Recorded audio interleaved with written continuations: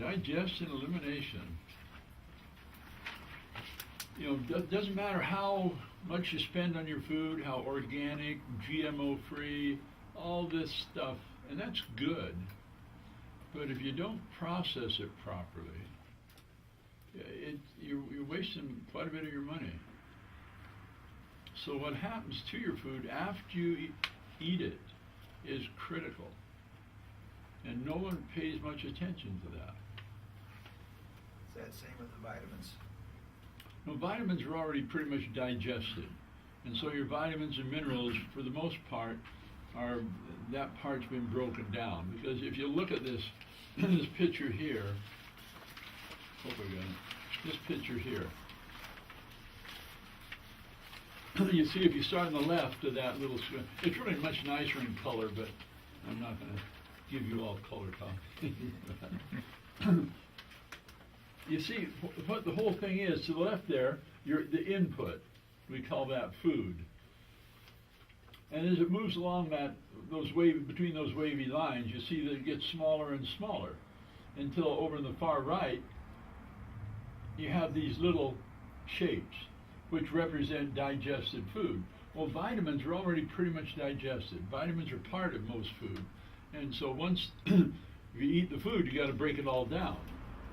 If you take the straight vitamins, the advantage is you don't have to digest it. And since many of us, and that's one of the reasons so many people need vitamins and minerals, is because they don't digest their food. And another huge problem is the foods nowadays. My father was a plant geneticist. He worked in the agriculture department at OSU for many years. And he had some beautiful pictures of tomatoes that they grew that you could not tell physically from another one that would have no vitamin A in it. The genetic manipulation and hybridization of these foods has gotten to be such a science. They can produce beautiful food. And we all know that. You ever buy a tomato in January at Safeway? You never have. What does it taste like? You know, kind of like cardboard or something like that. But then wait till August or September and you pick one out of your garden and you eat it when it's still warm. Isn't that? Anyway, okay. But that's why vitamins are very helpful, because you skip all this digestive process. Well, let's go back to the mouth, where it all begins. It's amazing how much people spend at the dentist, and I'm more aware of that now with my family having some dental issues. But how many of us really use those things besides to look pretty? And we'll get into this. How do we use that? So we keep in mind that digestion is sort of like an assembly line. If any of you worked at a plywood mill or where you assemble anything or you put anything together in your home, you know, you start with raw material. And then it gets on the line and it's broken down or put together a step at a time. And if it doesn't done properly, the end result isn't what you wanted. It ends up something different. And your body is very particular. If you don't break food down, you know, on that picture I showed it used to be, we used to think that once food got into your intestinal tract, if it wasn't broken down into these little tiny particles, it would not get absorbed. And so these larger particles would just kind of bounce off and stay in your gut. Well, that's not true, because almost every one of us has chronic intestinal inflammation. And that is called a leaky gut. And so there are holes in the wall here. And so these larger particles can get through. So how you eat is very important. You know, you watch people build a house, and they don't put anymore. They don't put logs on the lot. They don't bring in a bunch of 12-inch logs and dump them there. They bring 2x4s and plywood. Now, you could build a house out of logs, and you aren't going to die. We say you aren't starving to death, but we all are, literally. That's what chronic disease is a form of starvation. but we don't die immediately. If every time you went to McDonald's you died, they'd probably change the menu, because that's not good for business. And so it keeps us alive. We get the calories, and we get the big things. Get enough little fat and protein and carbohydrate. But it's the little things that count. Where does those big particles go if they get through your intestine? Well, now the real big ones won't. If you swallow a bean whole, it's not going to get into your blood supply. But undigested protein particles will, and what do? Well, let's look at this picture again. You're jumping ahead a little bit, that's okay. Look at this picture again, you see these, what I've labeled partially digested food in the middle of the page. They get in, and see, when these things get absorbed, your body's immune system looks at that and said, this isn't very good for me, my nose right by this. Your body looks at that and says, what is that? Well, as your digestive and immune system have matured, most of the time you recognize that as some form of nutrition. And so you don't well, what have I tried to depict here in this? Partially digested food is antigenic. And what that means is it stimulates the production of an antibody. Where'd all you people come from? Supposed to be more consistent. There's a couple chairs right up here in front. And we can get some more chairs out of that. 1, 2, 3, 4. 1, 2, 3, 4. 1, 2, 3, 4. Go ahead, you guys go. Had you already started? Yeah, we've already started. He's being kind and not kicking us out. You get a mark on your report card, though. Oh, man. Let's see. Good department, able to work well with others. Stop talking or you won't get good deportment. Oh. Yes, sir.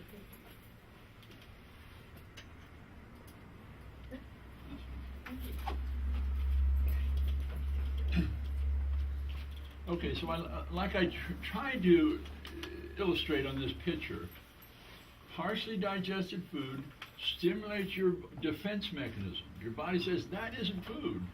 So it's like a virus or a bacteria that gets absorbed. Your immune system makes an antibody to it. Now the antibodies, when they're combined with the antigen, create inflammation. That's defense, that's protection, theoretically. But it's inflammation, and when you have inflammation along the lining of the intestinal tract, it becomes more leaky and causes, in an extreme case, we call it diarrhea, or we call it irritable bowel, or we call it colitis, or spastic colon, all these labels we put on it. And if it's in your stomach, we'll get to that in a minute. So we want to break the food down to reduce the stress on our immune system and our endocrine system regarding the adrenal gland. And because your cortisol levels are all high because of this inflammation, you kill brain cells. It's an aging hormone when it's excessive. So we want to keep our cortisol levels where they should be. Okay. Now let's talk about the role of the brain in digestion. Your brain is critical for healthy digestion of your food. And what that means, there's two big sections of your nervous system. One's called sympathetic, which is survival. You've read about fight or flight. And then you have the parasympathetic, which is stay and play. And then has to do with digestion and rest and reproduction. Now, if you've all experienced this, you've got something stressful coming up, what happens to your mouth? It goes dry. Your secretions diminish. And the same thing happens in your stomach. It's critical that you have lots of secretion in your stomach to digest the food and to protect you from junk in the food. And so if you're uptight, if you're in a hurry, if you're angry, your parasympathetic nervous system slows down. It's not as active. If you notice, when you go to eat, they bring out a 12, 16-ounce glass of water or juice or beer or whatever you're going to drink, and people put that in their stomach. And often, the waiter is back there filling it up again before the meal even begins. That's because they're parasympathetic. So the rules kind of are, if a romantic encounter does not sound appealing, don't eat. You shouldn't talk about things that are upsetting. You shouldn't watch the news. You shouldn't do these things that turn off that part of your nervous system. If you're in a big rush, eat a piece of fruit. Don't stop at Burger King. Okay. Teeth are critical. If your teeth aren't working, get some help. Bet there's a chair right there. If you can't grind the food up, you better buy a bullet. You know that the bullet is a little gadget, you can grind up pretty much everything. You need something to take the place of your food, because your stomach will not take the place of your food, of chewing. Your stomach cannot process food like your mouth does. If you got bad teeth, you need to do something about it, but that's another story. Okay, so the good eating habits should be,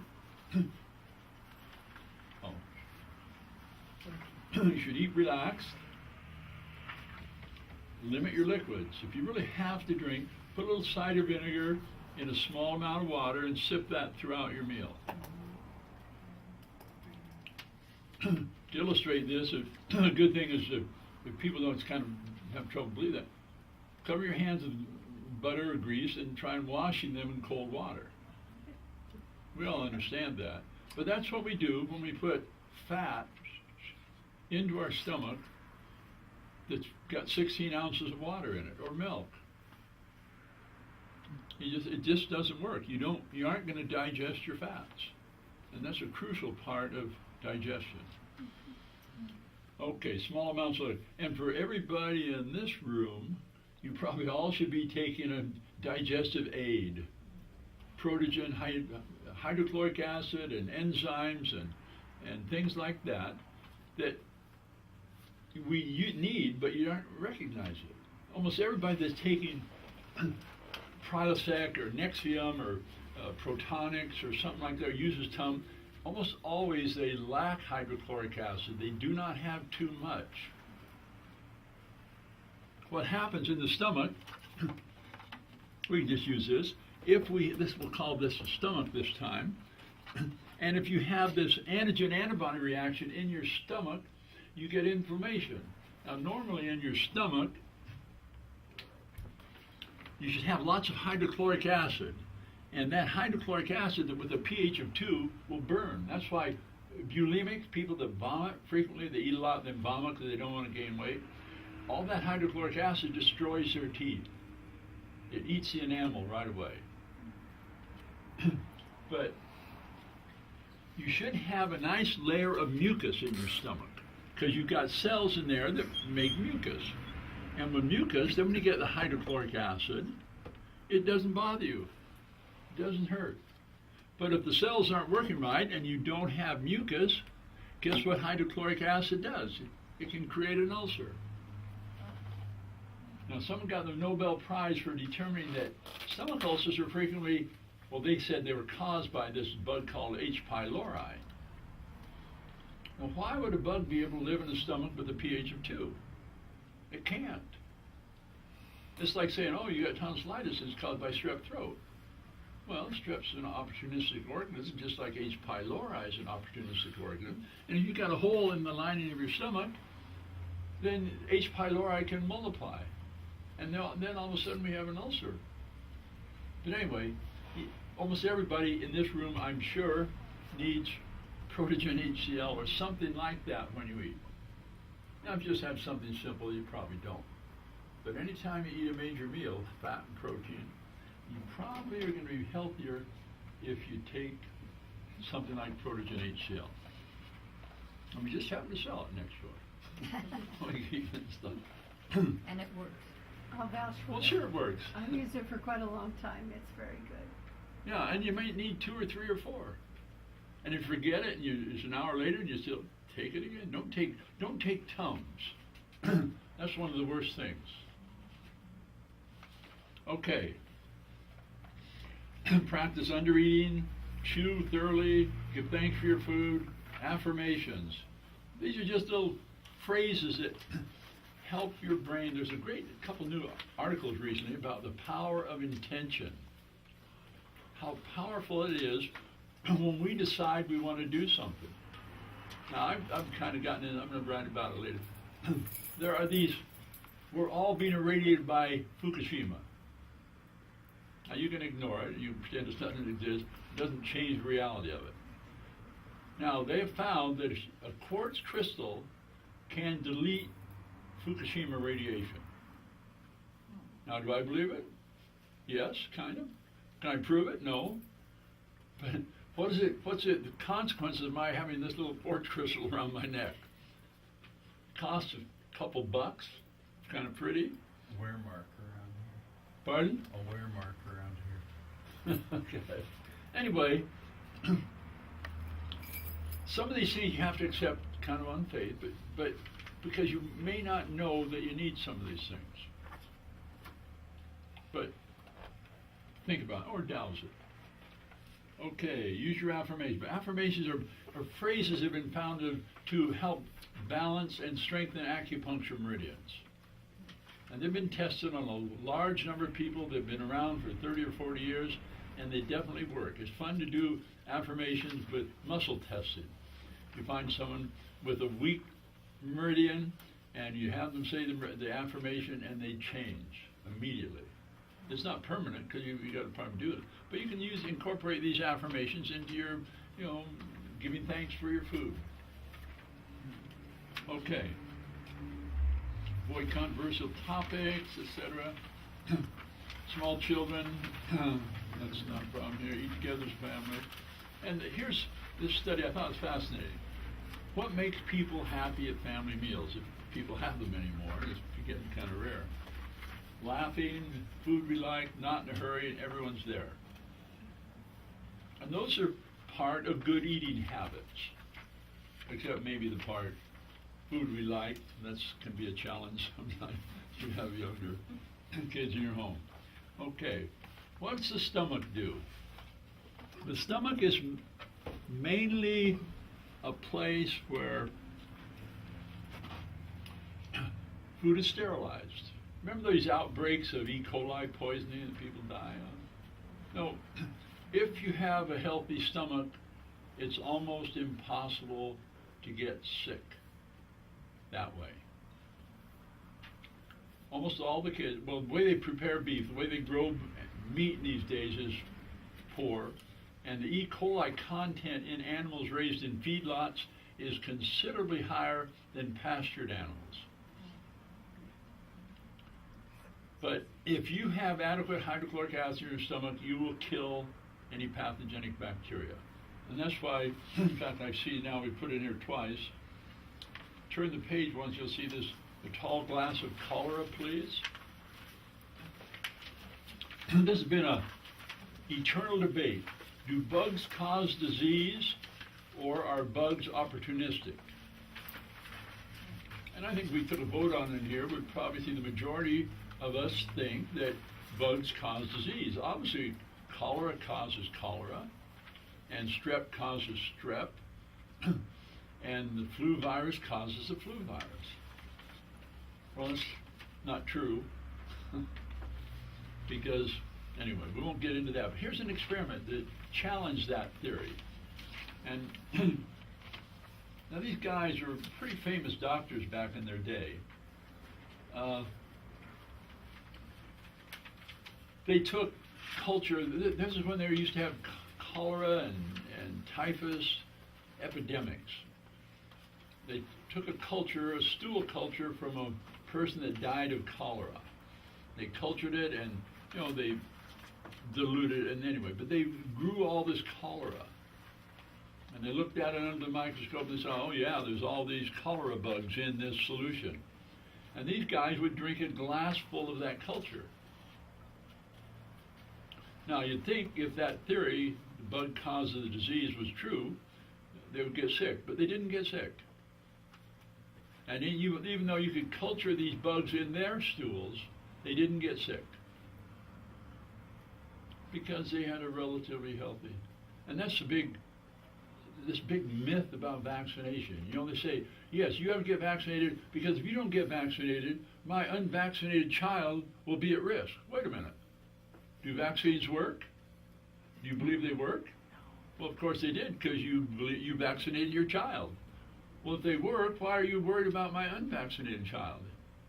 Well, then we get a bunch of ideas come out that it just doesn't make any sense. So, one of the main functions is your stomach is to produce enough hydrochloric acid to sterilize whatever comes into it. Think of a waterfall. We have some. You ever seen the pictures of Proxy Falls out here up the McKinsey? Beautiful place. Think of a Loma Falls with a big pool at the bottom. That's your stomach. And all this stuff from the waterfall is what you put in there. Now, if you have a nice low pH and you have lots of hydrochloric acid, the pool is full, then you're dropping all that stuff into a very toxic environment from the perspective of a flu virus or a bacteria. And it'll kill it. In a brand new baby, normally the upper intestinal tract is sterile. And yours should be too, if your stomach's working properly. And so when you're using Protogen or something like that, you need to take it a few minutes before you eat. But if you don't remember, take it later. The rule is, when's the best time to take your pills? When you remember. Too many people say, oh, I forgot to take it. Anyway. Okay, so that's a major purpose of your stomach, is to sterilize whatever comes in. That's a huge part of your immune system. Because it's sterilizing things, you put a much smaller load on your intestinal tract, and because that's where about 80% of your immune system resides, in the lining of your intestinal tract. You know, you've read the story. How big is your intestinal tract if we spread it out? I don't remember exactly, but it's big. I think comes to mind is a football field, if you count all the little bumps and crevices. Football field. And so why do you think our immune system is so prevalent there? Well, because that's our biggest exposure to the outside environment. What we breathe, what we swallow, what we drink and eat, all that comes in contact. See, our skin, most stuff bounces off. Mucous membranes, your nose and your throat, a little bit, but the majority of it's your gut. And so your immune system, they say 80%. So if you're overloading it with all this garbage, the unnecessary garbage, it's not going to have the time to do what it needs to do. Okay, so your stomach. It's got enzymes there too, and it so it's a very important part. Probably most of us, I doubt this, it would get a affirmative. Does anybody here never taken antibiotics? No, so it just doesn't happen anymore. So we all get antibiotics. And I just started taking an antiviral yesterday because I've got a little thing here that the doctor thought was shingles. Okay. And you it put is an you on- antiviral just as bad for you as an antibiotic. Not quite. Not quite, okay. Not quite. But you got to do something. Pay the guy $100, you don't get a pat in the head. Actually, I told Okay. him what it was before I went in. Okay. Well, then the question is, why'd you go in? Well, because I can't Okay, write a look- prescription. Okay. Okay, so we want to take care of our stomach. We want to be saying our affirmation. We want to be taking the things that, if you've had to take antibiotics, or and sometimes you need to take antibiotics, but you want to then rehabilitate your stomach. You need to there's some supplements for your stomach that you can't go down to the store, at least in America, and buy. What is it, tripe? Isn't that stomach? Who's French? Tripe? intestines anyway. We don't eat that anymore, which would be good for us because it would help rehabilitate the stomach, because of the nucleic acids in cow's stomach are very similar to nucleic acids in our stomach. But we don't do that anymore, so it may be in sausage or something. You can get it at some of the really big Mexican stores down where my mom Yeah. is. There's It's very interesting. The people that can't afford just muscle meat, they eat what they sometimes call in the profession trash meat, the stuff they can't sell, kidneys and liver and tongue and brain and stomach and all those things that are really we should be eating. So, okay, there'll probably be a run on that. We won't take the names. We won't overload them.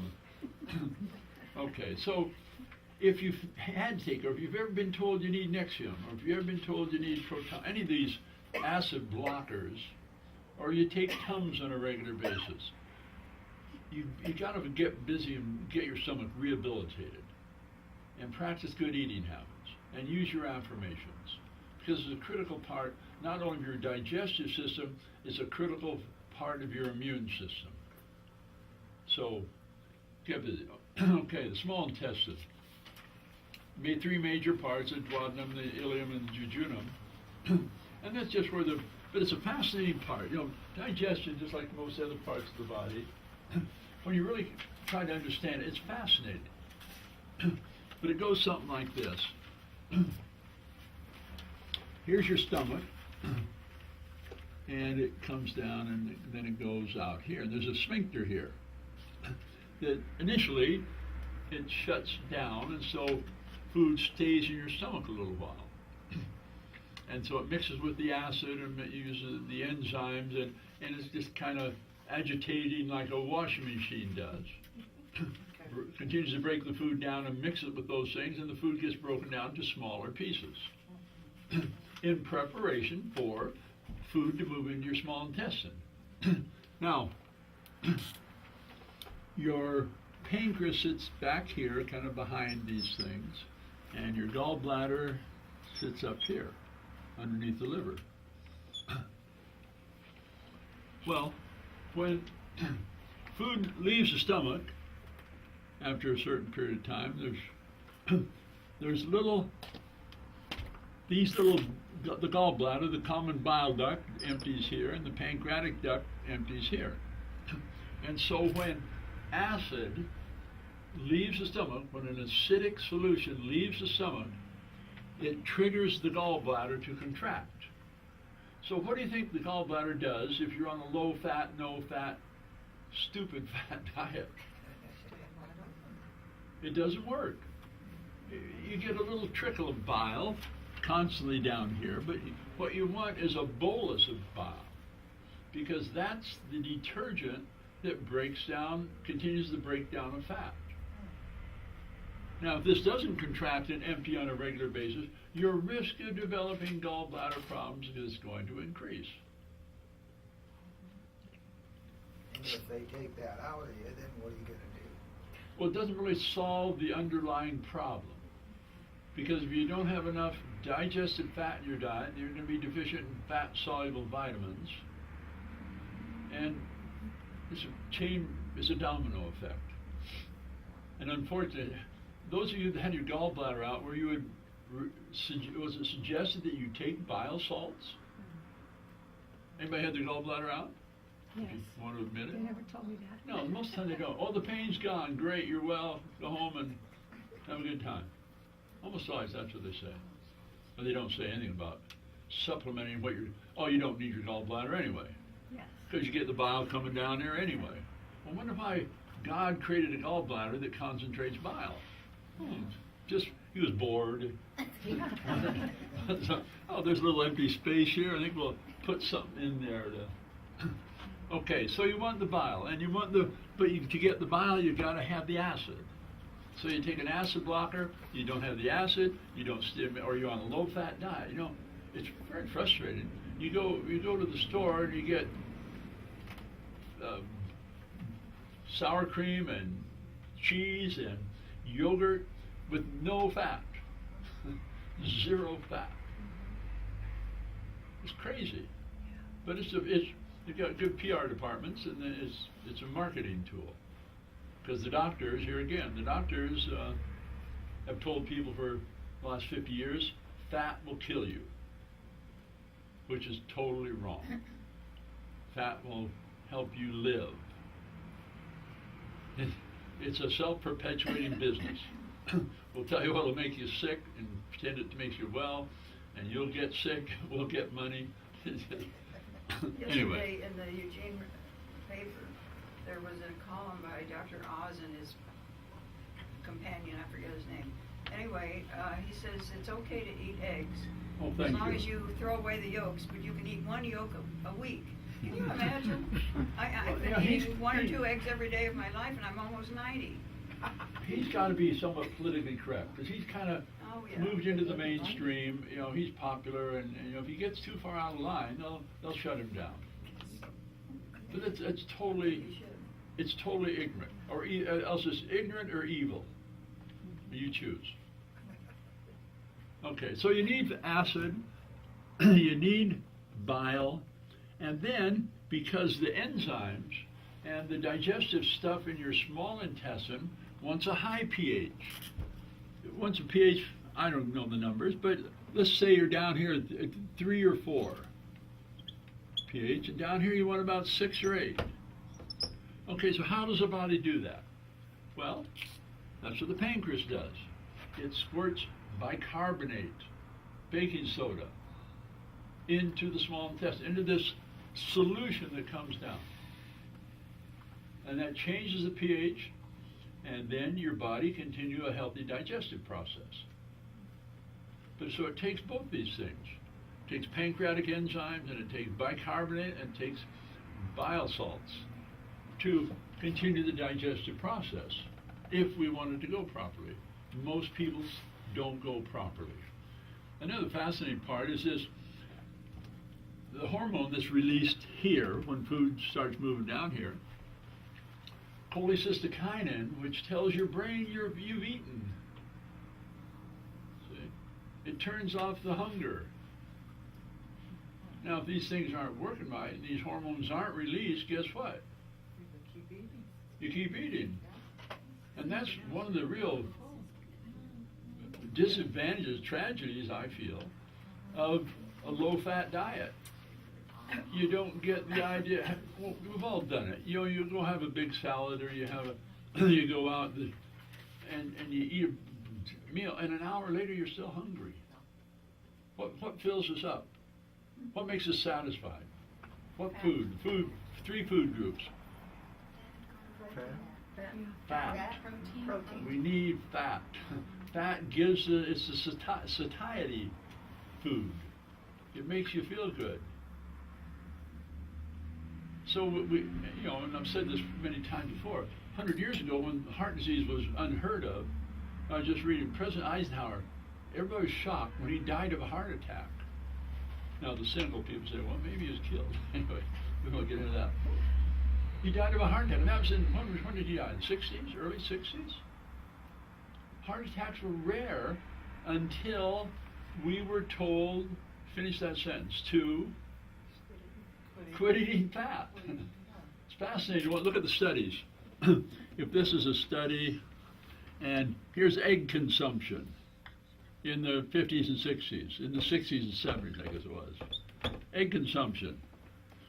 Incidence of heart disease. It makes a pretty picture.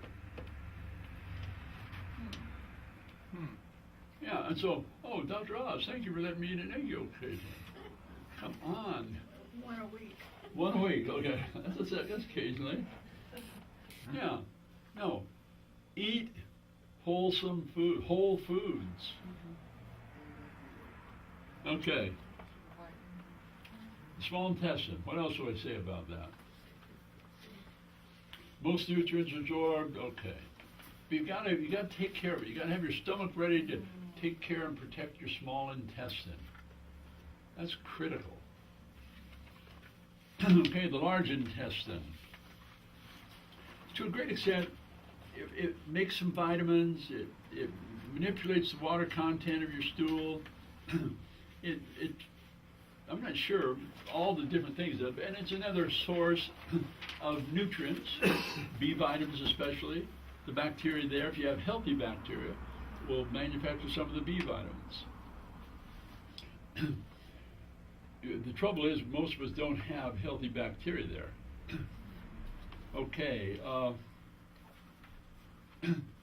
Significant intake of dietary vitamins.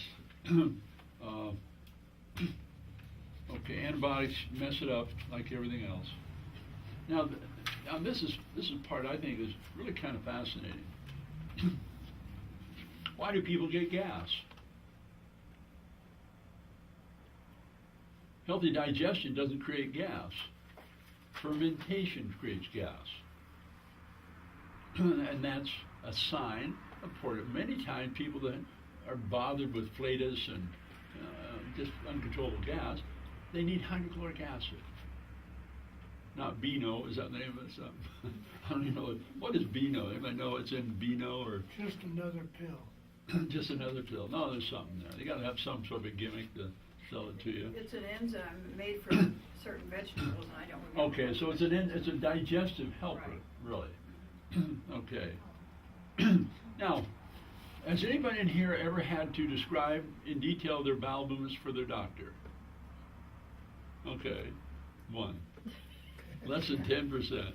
They all did if they went to you. Well, okay. Yeah, but your bowel movement is critical.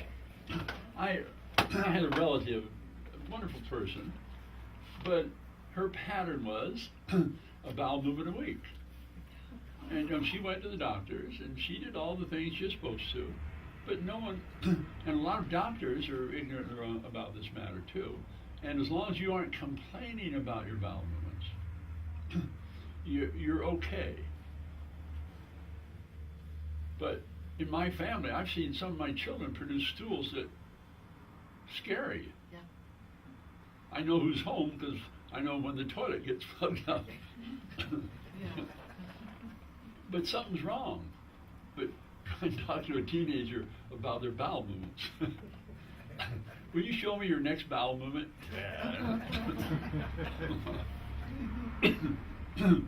Okay, so I put a little poem in here. I think it's a great little poem.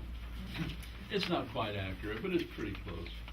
So I think in the last page or so. Ode to a Stool. And you can take that home and read it. Send to your family. This is what it should be. But generally speaking, your bowel movement should be about as big as your thumb. It should be medium brown. What changes the color of your bowel movements? Bile. It's the bile acids. It's when you vomit, you get that green yellow stuff come up. Anybody here never vomit? No. That's the way your bile looks. And when the bile comes in here, it turns your baby stool. It looks like mustard, because they're from their stomach to their diaper is quite quickly. My kids used to eat raisins and then poop grapes. They'd absorb the grape anyway, because they didn't chew very well. But as the bacteria act on your stool, in the material there, the bacteria act on that bile and change its color. That's why people that get constipated have very dark stools.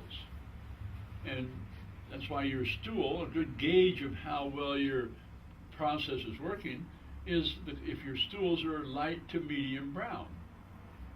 That's probably a healthy transit time.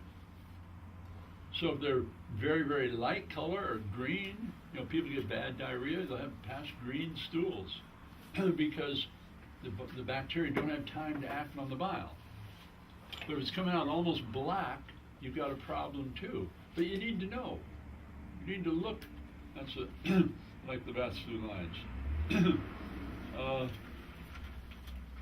All my daily cares and woes depend on how my BM goes. That's one of that poem. And a lot of people get a little fixated on it, but you should pay attention to it. A lot of people never look at their bowel movements. That's just as crazy.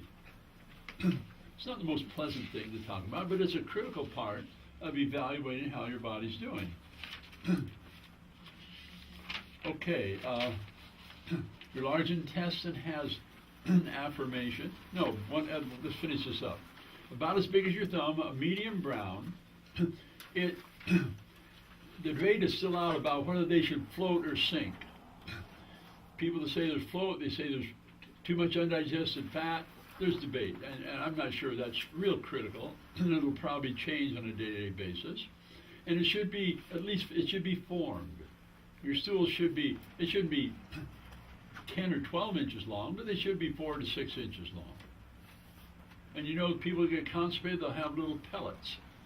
And that's not good either. So you need to be aware of what a healthy bowel movement is, and you need to look. Okay. One way to find out, generally, it's not the whole picture, you do a transit time. That way you eat beets or corn, and watch this to keep it. When did you eat the corn on the cob? I ate it last night at 6 o'clock. When did you see it in the toilet? Well, I didn't see it for 3 days. Where was it? Well, we don't. It's in there. So it should be. If you don't see it for 3 days, you've got a problem. One of the big consequences of that problem is that there are chemicals that your liver makes that are carcinogenic. In other words, these chemicals are part of the breakdown process of normal body functions. But these chemicals can cause cancer, and that's why your body's trying to get rid of it. That's why it goes into the stool. Now, the longer those chemicals are in contact with the mucous membrane of your large intestine, the greater the chance you're going to have a carcinogenic change. So you want your transit time. It's very interesting. They've taken some women and would have cystic changes in their breasts, and they give them radioactive material that is normally can be absorbed, and the longer the transit time, in other words, the longer it takes to go from your stomach to the toilet, the higher the concentration of those chemicals are in the cystic in the breast. So there's probably a correlation between constipation and breast cancer, and any type of cancer. So there's practical reasons for avoiding constipation too. But what you eat should come out within 18 to 24 hours. Normally you have a bowel movement once or twice a day. Those are general rules, okay? Now, if you have problem, I made a list of things here that will help reduce the inflammation, in addition to I put in here the hydrochloric acid, pancreatic enzyme, baking soda. A lot of people find they'll take the Protogen HCl with their meals or before their meals, and yet 30 minutes or 45 minutes afterwards, they start feeling uncomfortable. Baking soda will do it. Alka-Seltzer Gold is just baking soda. So you really ought to have a little bit of baking soda in an open container somewhere near where you drink. Because you can just take a little quarter to half a teaspoon and put in a little bit of water and stir it up and drink it. It's quick and easy and cheap. If you want to put a little cider vinegar in it. But if you're going to get cider vinegar, you got to get the raw stuff. Processed, Safeway, cider vinegar, even though it's cheap, does not work. With all the recipes that have been around for hundreds of years, cider vinegar. The newest version is lemon juice. Now you can do lemon juice, but cider vinegar works as well and is a whole lot more convenient. Cheaper. Yes. This is a dumb question probably because you've probably already said this in other classes. Who that said? I've been to. Well, this question about baking powder, that's alkaline, so you want the acid, so I get confused. It's not baking powder, we want baking soda. Soda, right? Well, still, Yeah, it's well, not. you don't take it right with your meal. See, that's what I say, 30 to 40 minutes after you eat, when food normally has gone into your small intestine, you may need some small intestine help. And that's why the baking soda after, not with the meal product. Yep, I have found apple cider vinegar tablets at Winco, great, and I keep them in my purse and then, Yeah. take one with my meal. great. Just wanted to let everybody Yeah. know that it's in a tablet form. How do they do it? Is it liquid? It's apple cider vinegar tablets. Well, I know, but is it tablets, huh? That's interesting.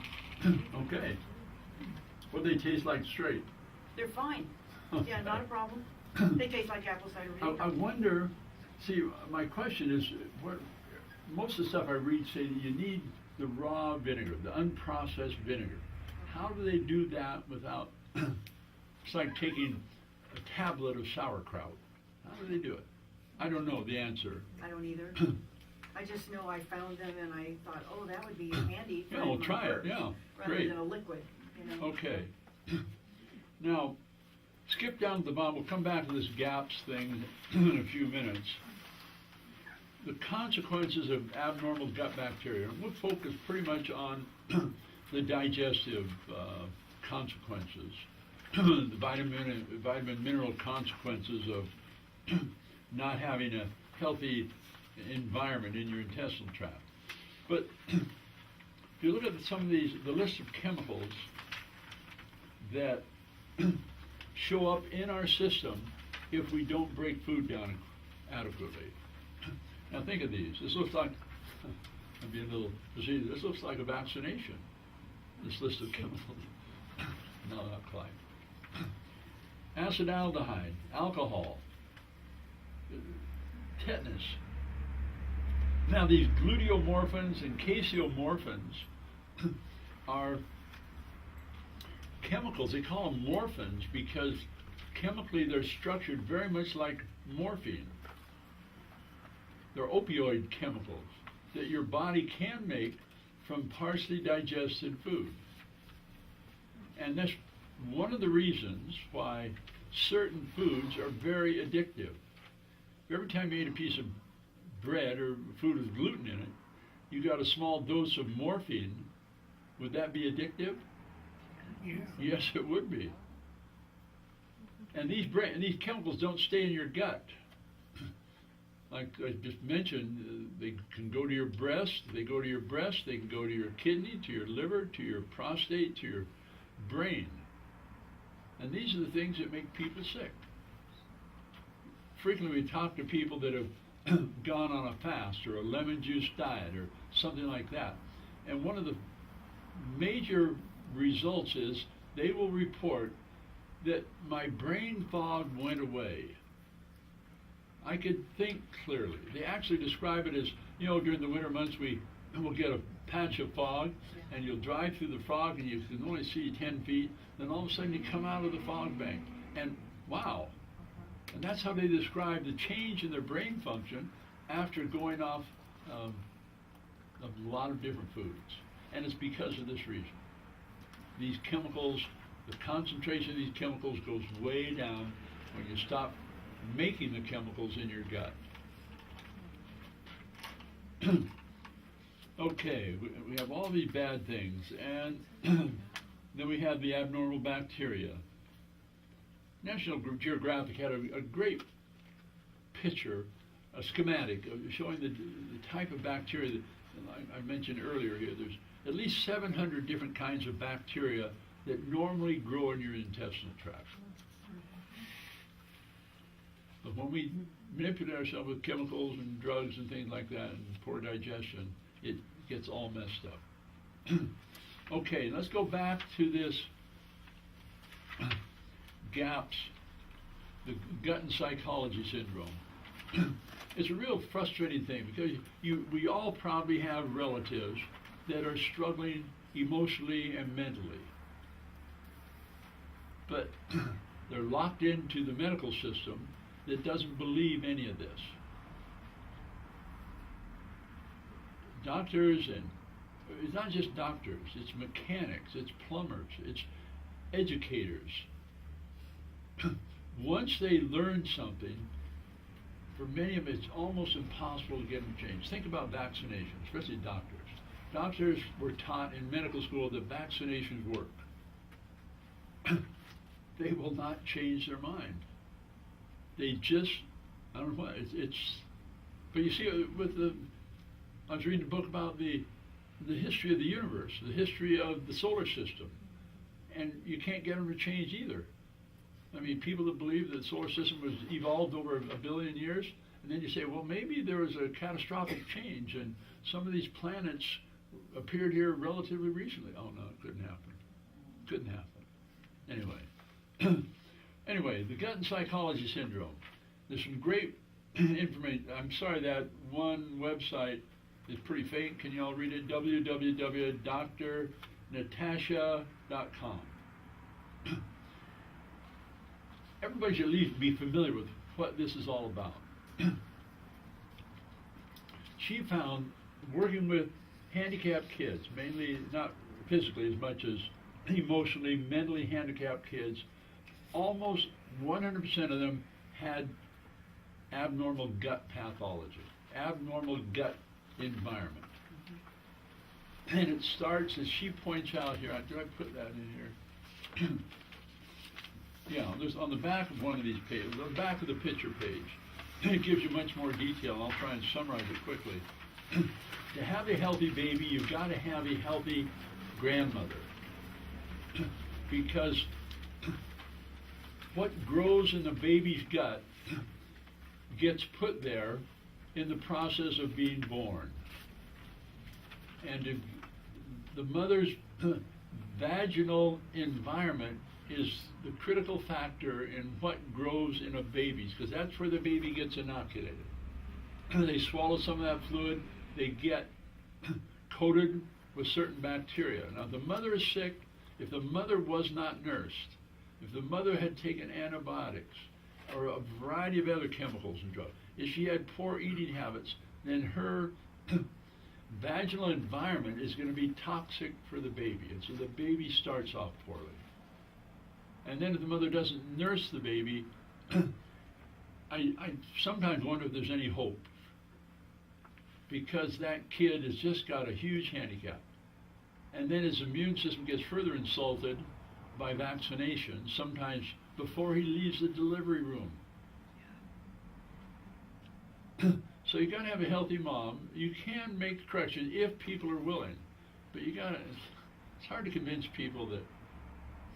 Anyway, in fact, in some places, what they're doing, women, what percentage of women have their babies with a C-section? 35%, 40%. And they see these kids are much more likely to have these problems. So what they're doing with these women they're going to do C-sections on, they put a swab in the vagina for a few days before the baby's born, and as soon as the baby's born, they use that swab to coat the baby. Because when you're born by a C-section, you don't get that sort of inoculation. And then if they take you to the nursery and you don't nurse the baby, and they give the baby corn syrup or Enfamil, it's tragic. And you wonder why we have an epidemic of autism and ADHD anyway. But you really ought to read that, and maybe, and this lady points out quite effectively and quite with a lot of documentation, autistic spectrum disorder, ADD, ADHD, schizophrenia, dyslexia, dyspraxia, depression, obsessive compulsive disorder, bipolar, all these neuropsychiatric problems probably have a major root in the intestinal tract. But it doesn't sell many pills, and it's hard to get people to convince people they need to get off. Anyway, it's a hard, but if you're aware of it, you might be able to help a few people. Now, this information, I think, is so critical to the world, but, there's 10 or 12 people there, and we aren't changing the world, but if we can change a few people, you got to readjust your thinking to coincide with that old Jewish proverb that said, when I was a kid, I was going to change the world. Then I got up and had a family. I thought, well, maybe I better just change my family. And then you got a little more wise. I better change myself. But that's about all we can do. But if you present the information and people can do, at least you can't claim ignorance anymore. Okay, but read about that stuff. It's fascinating and frustrating at the same time. Can you, we used to give people the specific carbohydrate diet, which I know is similar to the GAPS diet. How is the specific carbohydrate diet than the GAPS diet? I know the GAPS diet came after. The specific carbohydrate diet was much more restricted, and it focused on the fact that there's certain types of carbohydrate that people seem to be more sensitive to, and I'm not sure. I haven't taken the time to know if this is a glycemic index thing or there's a whole study done on phenolic compounds, and there's a lot of variations of these things, but they all kind of relate back to the specific carbohydrate. The the paleo diet is another one that eliminates food related, but I can't answer the question specifically. Okay. But 100 years ago, someone said death begins in the colon, and that's he was right. And we're seeing all these variations of that, but they still, not very many people, when we're talking about specific carbohydrate or the paleo diet or the GAPS diet, very few of them really focus on what is probably a major causal factor, and that's what's going on in your intestinal tract. What are you doing to rehabilitate your intestinal tract? So let's just maybe do a little survey here. What should we do to rehabilitate our intestinal tract? Eat kraut. Pardon? Eat kraut. Great. Okay. Kraut. Why would we eat kraut? But not a moldy bread. No. He gives a good answer, then he gets goofy. I don't know what to do. Okay. Fermentation or something, I think. It's full of good biotics. Yeah, it's the bacteria. Where do the bacteria in kraut come from? Fermentation. It's soil. It's the soil. They have a lot of what they call soil-based organisms, and that's a lot of what we should have in our gut. I was fascinated that people learn to make. A lady was here last fall, and she came in late. And she said, we just picked 500 pounds of apples. I go, wow, what are you doing? Well, we're going to make cider vinegar out of it. How do you make cider vinegar out of apples? Well, I'm learning. Anyway, won't get into that, but kraut is very, very important. We should all be eating kraut on a regular basis. My great-grandmother from Germany always had a crop going. Oh, kraut. And she had everything in there, didn't she? Yeah, because she grew up in a time when there wasn't refrigeration. So how do you preserve your vegetables through the winter? You have a crock pot. You have a kraut barrel. And you put beets and carrots and cabbage, and you can put all sorts of vegetables in there, and it keeps it almost indefinitely. I opened a jar of kraut that was at least 2 years old. And it was a little softer than the stuff that's 6 months old, but it's perfectly edible. It's really pretty good. But anyway, okay, kraut. Re-inoculate your gut. Okay? Then what?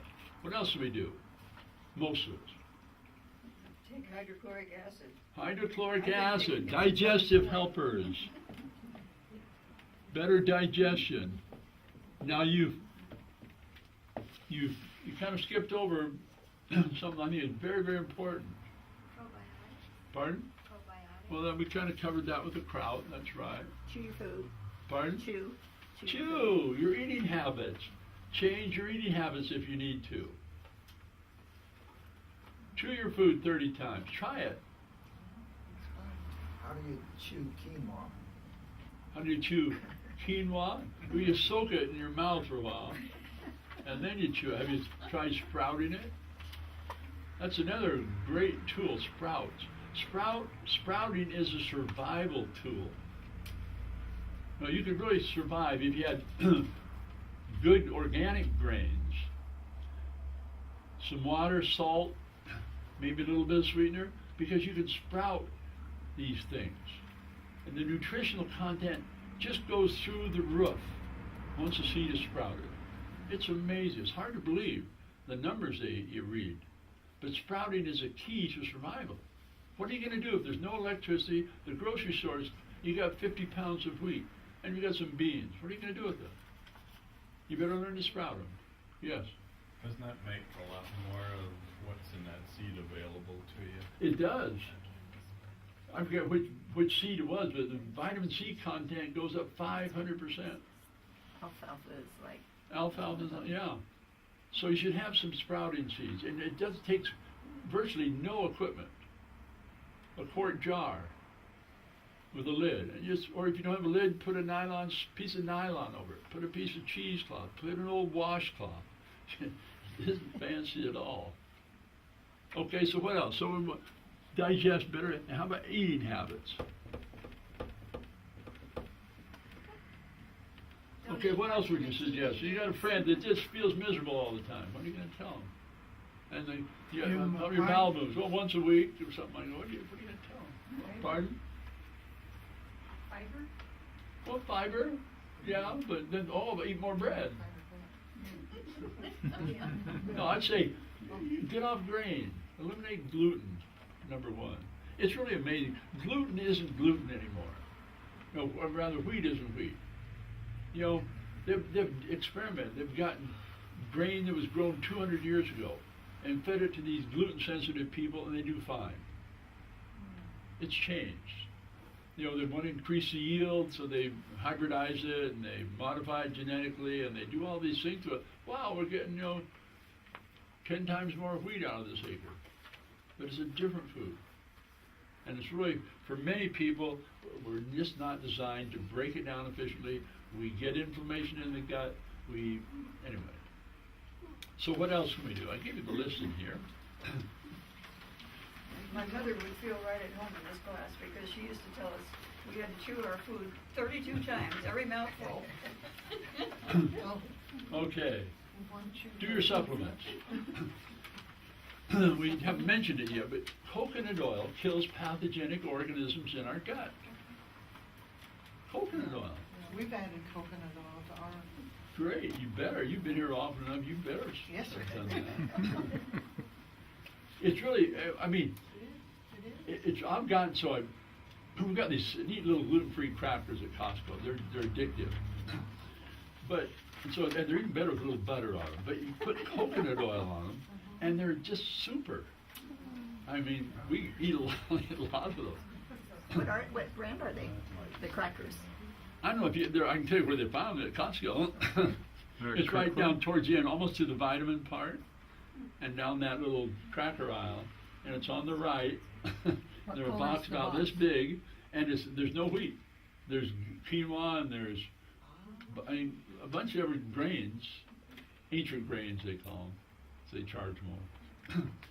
Okay, here we go. I've listed a few. Do your thyroid. Don't mention thyroid. We got to talk about thyroid every class.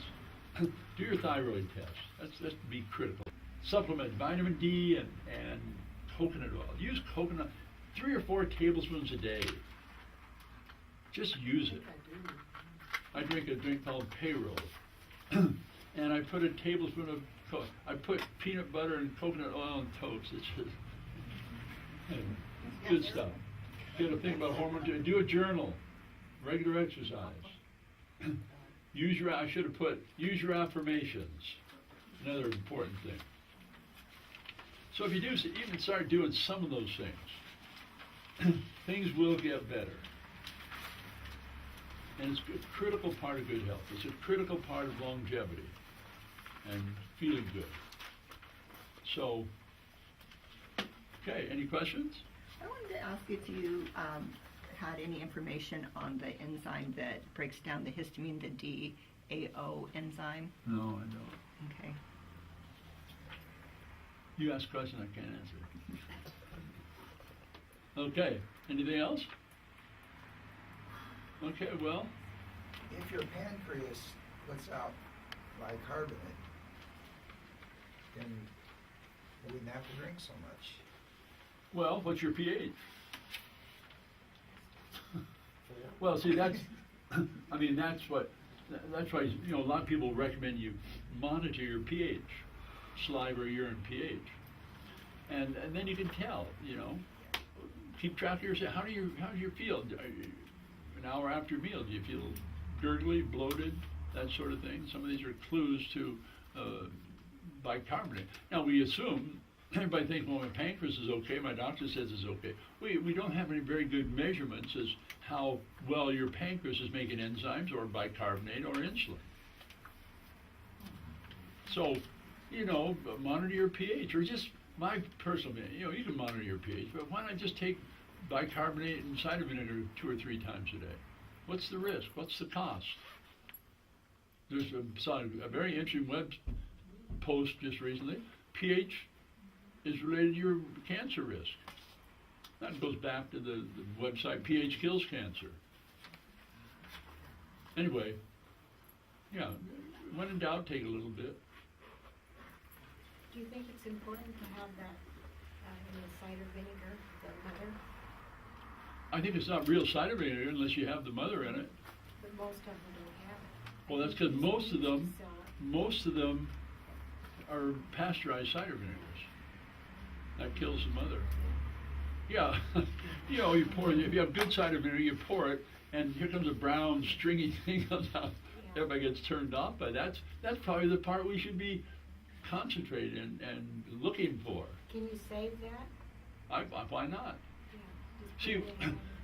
well, you take apple juice and add a little bit of sugar to it, and then then it gets hard, and then the bacteria, normal function of the bacteria is then you convert it into vinegar. And then it keeps indefinitely. It won't keep going, just like kraut. It doesn't just keep processing. But with the addition of the sugar and the transition through alcohol, it's my understanding that that's what then creates the vinegar. And once it's vinegar, it should keep indefinitely. So you really don't have to pasteurize it. But like most things, people like white sugar because it looks nice. People like nice, clear cider vinegar because it's stringy stuff in there. Couldn't be good for you. Anyway, but it doesn't have the stringy stuff. Yeah, you can get it. We try and keep some in hand, and if people really want it, we can order a gallon of it at a time. So, okay, so after you've got your kraut storage up to date, then move into vinegar. I mean cider vinegar, and next fall will be just about right. You get all these old, and they say to make good vinegar, you get the apples with the worms in them too. That's right. Because that's what they do. They get these windfall apples, and you get them cheap, 10 cents a pound or something like that, and you just grind them up.